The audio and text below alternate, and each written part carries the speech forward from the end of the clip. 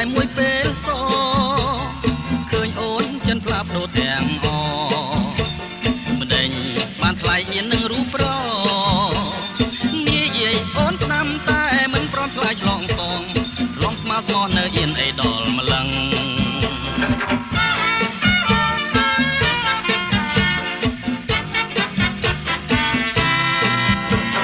បើនៅមុខគេបងមិនថា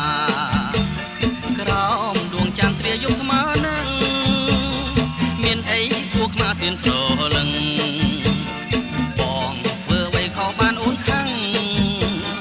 បែកគ្នាឃ្លាតឆ្ងាយបងឯនេះគេរំពឹងចង់ជួបប្រលឹងសាសងសំដី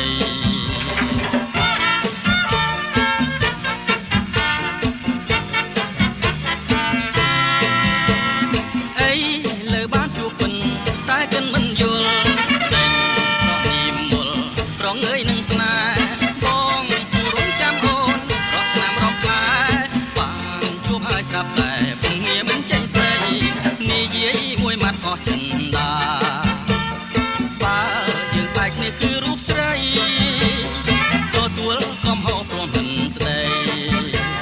ខ្មាំងសងសាចាស់ខ្មាស់ធ្វើអ្វីលត់នៅជិនគ្នាតាំងពីមិនទាន់ដឹងក្ដី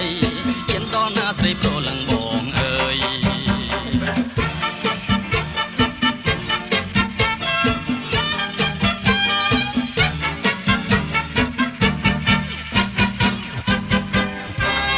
អីលើបានជួបពិនតែកិនមិនយល់ដេញស្រស់នីមលប្រងើយនឹងស្នេហ៍បងសួររំចាំអូនរាប់ឆ្នាំរាប់ខែបានជួបហើយស្រាប់តែពុំងារមិនចេញស្ដីនិយាយមួយម៉ាត់អស់ចិនដាបើយើងបែកគ្នាគឺរូបស្រីទទួលកំហុសព្រមមិនស្ដី